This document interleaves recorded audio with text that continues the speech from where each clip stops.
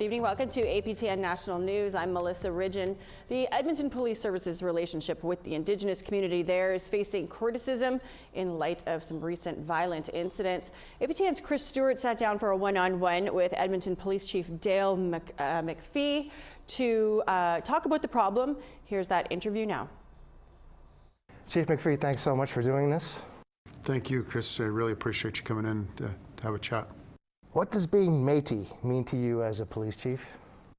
Yeah, it's pretty special to me. Obviously, it's who I am, and it's part of my origin, something that you're obviously born into, and I think it allows me to have an understanding some of the experiences that I went through, and certainly not near the experiences that many have, but kind of have this, I don't know if you'd say pay a lot more attention. You see some of the overrepresentation in the justice system, the other systems, and when you get to a position like I have now where you have some authority and some influence, it's always front of mind and how we can make it better, right? So I think it just gives me a good grounding and something that obviously I'm proud of.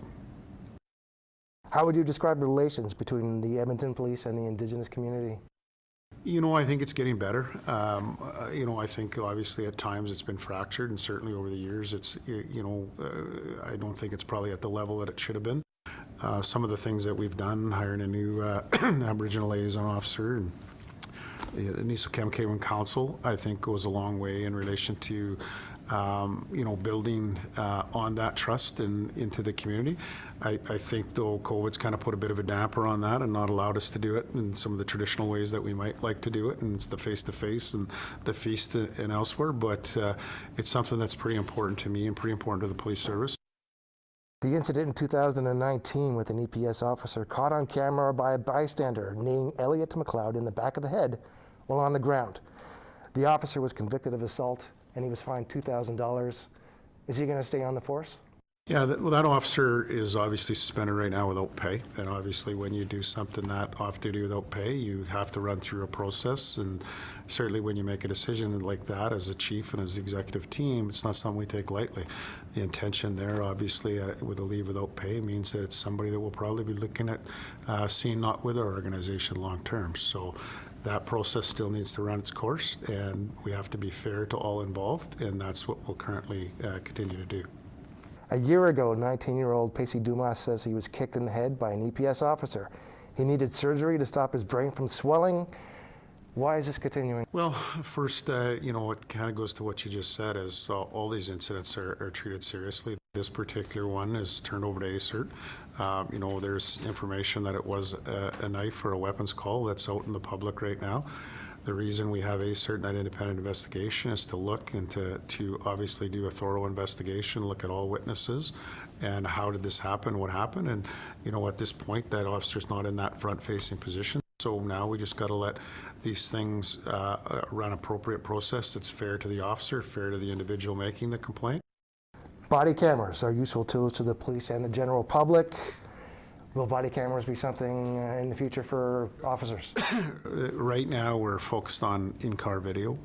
So in-car video, there's lots of different literature around it. You have the 360-degree feedback, 360-degree view in relation to doing that first. Certainly the body cameras, is something we're not opposed to, but it's again value for money. And when you look at the U.S. having the most, certainly in the world, and then you look at what they're saying they're designed to do is to increase transparency and build relationships, I'm not so sure that's the best investment, because it really hasn't worked. What it has worked is the reduction of police complaints. We don't have a significant problem with police complaints. We have police complaints, and certainly, obviously, some of them are serious, but it's less than 0.1%. So those are things that we will continue to monitor. There are residents downtown and residents who take the public transportation who say that they're not safe. Can you briefly tell me what can be done to help? Yeah, I think personally we need a different deployment model downtown. I think it needs a new approach, because if the only solution to solve this, and if we just use one of them being safe consumption, is to give people drugs, to obviously ensure that they don't overdose, but yet some of those, that alone can't be the solution. We have a huge meth issue. That doesn't mean that harm reduction doesn't have a place, but we need a continuum of services that are going to get some of the people that need the help they do, and then for the ones that obviously are exploiting and violent, they need to be held accountable to the justice system. But I think this needs more of a team approach if we're really going to get serious in getting this done. Chief McPhee, thanks for your time. Thank you, and have a Merry Christmas. In British Columbia, it's now been a year since the COVID-19 vaccines have been available. As of Monday, more than 4 million residents have received their first shot, accounting for 86% of the people over age 5 there. APTN's Lee Wilson has an update. The BC Centre for Disease Control reports that British Columbians who remain unvaccinated are 56 times more likely to end up in critical care due to COVID-19. The BC Ministry of Health said there were over 1,100 new positive cases over the weekend. In a press conference, health officials gave an update on the Omicron variant. We should not be having large parties where we're coming together indoors, particularly with people we don't know, where we don't know their vaccination status. That's where this virus is taking hold and spreading rapidly, and we know that that's going to be even more of a risk with Omicron. Lee Wilson, APTN National News, Kitimat. We need to take a quick break, but still ahead, Muskox pizza is flying out of a Northwest Territories kitchen. We talked to the entrepreneur behind those pies. Stay with us.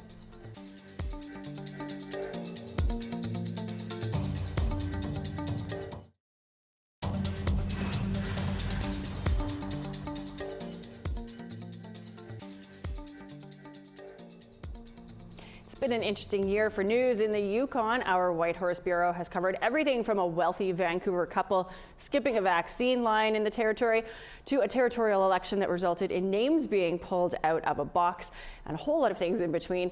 Here's Sarah Connors with a review of the Yukon's most memorable stories of 2021. We started off the year in the Yukon on an uplifting note. In January, we brought you this story on Thomas Fawcett, a carver for the Carcross-Tagish First Nation. Back in 2016, the Tlingit man was living in Vancouver, where he was homeless and addicted to crack and heroin. Suicidal and with nowhere to go, he traveled from Vancouver to his mother's home community of Carcross. He took up carving and is now a full-time carver for the First Nation. The art also helped him beat his addictions. It's really good healing, it's therapy, and it's healed me so much from all the things that all the trauma that I've had and stuff in my life. Perhaps one of the biggest stories to come out of the Yukon this year was the Bakers. In January, the wealthy Vancouverite couple ignored COVID protocols and chartered a private flight to the small community of Beaver Creek to get early access to the Moderna vaccine. Their actions outraged the White River First Nation located there. And I think I was just more upset too because my father was there and he's at high risk, and it's just very upsetting. The pair was fined a total of $2,300. There you go. That's it. That's it. We're all done. When it came to COVID-19 vaccinations, the Yukon led the country earlier this year. By mid-January, 23.5% of the territory's adult population received their first dose of the Moderna vaccine. Yukon First Nations helped lead the charge by educating citizens about the vaccine. I am really opposed to the mine. A more controversial story we followed is the proposed Kutzakaya mine in southeastern Yukon. If approved, the project will be in an area important to the Kaska people of Liard First Nation and Ross River Dina Council. In March, we spoke to Anne Rader of the Liard Aboriginal Women's Society. She fears an increase of male miners to the area could harm Kaska women. She's also concerned the mine could negatively impact the Finlayson caribou herd. What's concerning is that herd has dwindled to about 1,500 caribou. From a herd that used to be probably hundreds of thousands at one time. But the mine's operators, BMC Minerals, says they'll do things the right way if the mine goes ahead, like implementing a strong remediation program. A decision on the future of the mine has not yet been released. We certainly didn't recognize the need for this policy before it was announced. Another story muddled in controversy this year was the First Nations procurement policy. Under the policy, businesses have advantages when obtaining government tender bids, depending on how much of the business is owned by or employs First Nations people, among other things. Its aim is to award 15% of all territorial government procurement contracts to Yukon First Nations businesses. While many supported the policy, non-First Nations contractors like Clint Tykro were not on board, arguing it gave an unfair advantage. And this policy aims to take from one group of people and give to another based on the color of their skin. And I have very serious concerns about that. Despite the backlash, the policy is now fully in effect. Turning to politics, this year's territorial election was one for the books.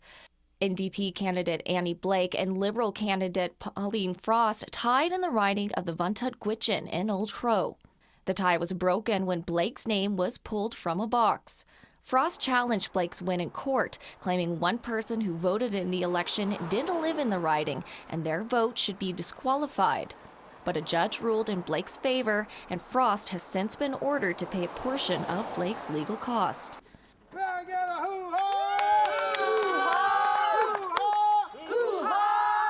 In September, we traveled to the Champagne and Ajax First Nations in Haines Junction to see how master carver Wayne Price was helping youth carve a healing canoe.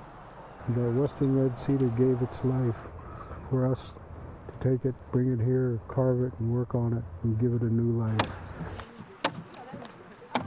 Youth apprentices like Carcross Tagish First Nation citizen Lawrence Patterson Smith says working on the dugout helped him feel more connected to his culture. It's really important in our culture to know this type of stuff, and it's something that's slowly disappearing, but with Wayne traveling around and teaching everybody, I don't think it will disappear now. The dugout is set to hit the water next year for a Tlingit gathering and celebration.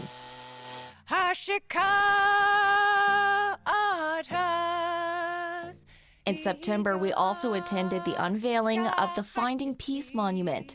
Dozens gathered to honor missing and murdered Indigenous women, girls, and Two-Spirit Plus people of the Yukon and northern BC. It's an opportunity for the general public to become aware of the history and to begin to ask questions about when they see a monument like this, like why is it here? Here we have our emergency response supplies, so we have oxygen, naloxone, bag valve masks, and AED. That same month, we also got a first-hand look at Northern Canada's first supervised consumption site. The site provides drug users with a safe, clean environment to use pre-obtained drugs in the presence of trained staff. We got into a booth. The red bins that you see are for the disposal. Bronte Renwick Shields, Executive Director for Blood Ties, an advocacy group which operates the site, says it's a much-needed support in the Yukon. We know that supervised consumption has saved many lives and will continue to save lives, and that they are an extremely important part of ending overdose death. Staying with opioids, in November, the Yukon Coroner's Service announced Yukon is leading Canada in overdose deaths. Since 2016, 54 people have died in the territory from the illicit use of opioids. Yukon's opioid deaths per a population of 100,000 has now surpassed BC at 48.4 deaths. It really excites me to go down with such a positive group. Ending the year on a more positive note, we spent some time with the Yukon First Nations wildfire firefighters as they were preparing to go to BC to help the province with its flood response. Little Salmon Carmack's First Nations squadron leader Tanner Borsa told us he was looking forward to helping Yukon's southern neighbor. It's really a chance for everyone to get that experience and show what our company is capable of doing. Sarah Connors, APTN National News, Whitehorse. A warning to our viewers, this next story may have you working up an appetite. Our reporter Charlotte Morit-Jacobs takes us to Let's Northwest Territories to see what's cooking. So right now I'm preparing pizza sauce. It's a Dene take on a fan favorite, mouth-watering Muskox pizza. Cameron Enzo is only 20 years old and making a name for himself as an entrepreneur.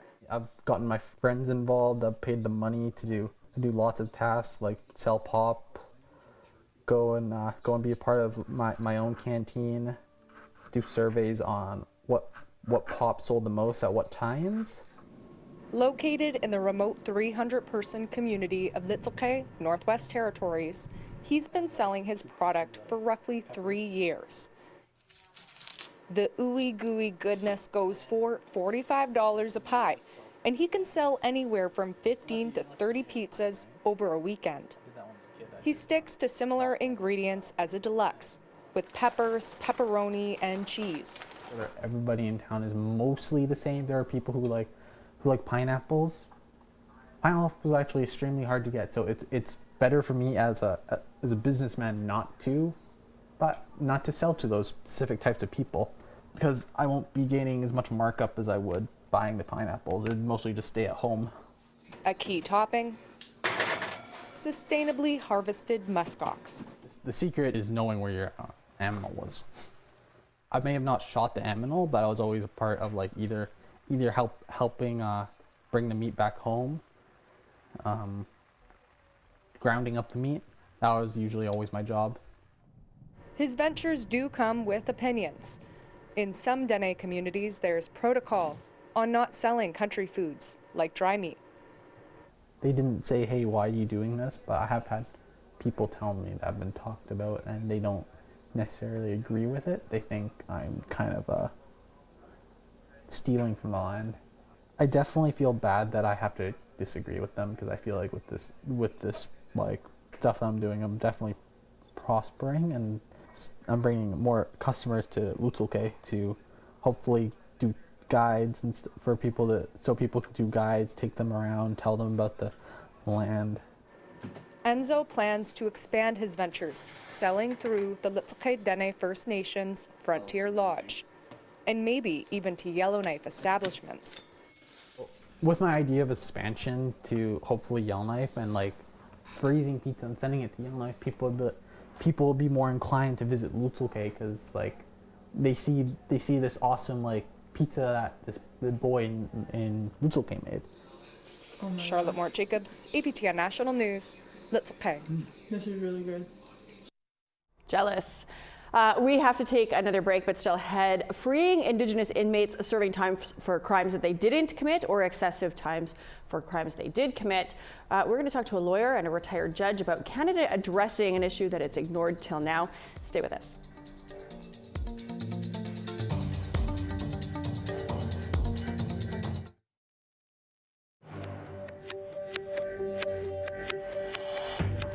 Welcome back. Let's take a look at tomorrow's weather forecast. Starting off on the east coast, we got -1 and sunshine for Fredericton. Showers and -3 for Charlottetown. -7 and snow for Inukjuak and La Grande River. Montreal snow, 0 degrees. Rouyn-Noranda and Val-d'Or both -2 and snow. London, mix of sun and cloud and 8 degrees. Ottawa snow, -2. Kapuskasing -3 and snow. Snow for Timmins, -2. Snow in northern Manitoba 2, Norway House -8, Puckatawaga -16, Winnipeg sunshine -2, Dauphin you're looking at sunny and -7. Sunshine for the southern part of Saskatchewan 2, -8 in Saskatoon, -7 in Yorkton. -3 in snow for Buffalo Narrows, -16 in snow for Uranium City. High level -15 and snow. Fort McMurray you're looking at -7 in snow. Sunshine for Edmonton, -1, -2 in Lethbridge and Medicine Hat. Vancouver, sunshine and 5 degrees. Quesnel, -4 and sunny. -3 in sunshine for Prince George. Smithers, -5 with a mix of sun and cloud. Beaver Creek, -25 and sunshine. Old Crow, -21. Wrigley, -19 and sunny. Wauti, you're -19 too, but you're getting snow. -22 for Fort McPherson, sunny skies there. Palatec, -20 and snow. Flurries for Baker Lake, -14. Nuyat, -21, clear skies. Igloolik, -22 and clear. Pangertung, -20 and clear. Same with you, Clyde River.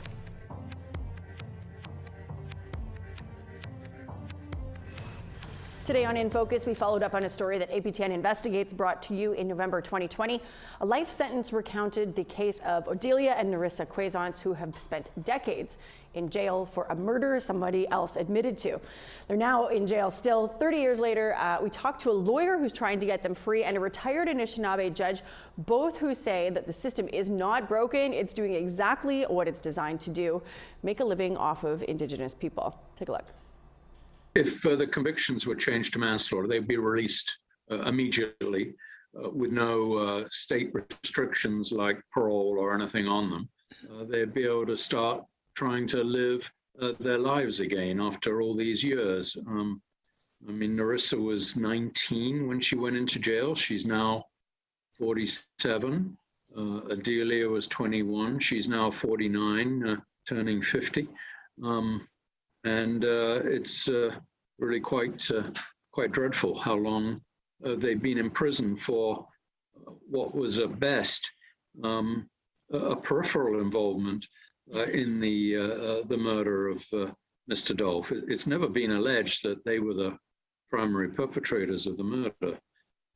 And yet the actual perpetrator of the murder spent something like 4 years in jail. And has been out ever since, and he's not even on parole. And here are the two sisters are still in jail all these years later. A circumstance where issues like systemic racism within the criminal justice system, and we all know those are real. Right. The Supreme Court of Canada said this way back in 1999 in the case of Gladue, and it's been carried out ever since. Commissions of inquiry, like in Donald Marshall's case, for example, and others since then, have found over and over and over again, continuously, that things like systemic racism, particularly for Indigenous people and Black accused, exists. That is a reality. And we believe that that's part of the miscarriage of justice that should be examined to see if these people, not only if they've committed a crime, but have they actually been convicted of the crime? And I would say that's what's going to the point that James is making. Have those sisters actually ever been convicted of the crime that they, if they did anything at all, was it correct? I mean, they 30 years in jail for being in the premises where it occurred strikes me, being Indigenous women, is an issue that is capable of being examined for a miscarriage of justice with all that we know about the justice system and Indigenous people. Lots of those cases out there. Well, that's a wrap for your midweek news. Thank you so much for joining us. We're going to leave you with a little sneak peek of A Christmas Carol by Métis singer Stinchcombe. It's just a teaser. We're going to share this entire song closer to Christmas. I'm Melissa Ridgen. Have a great night.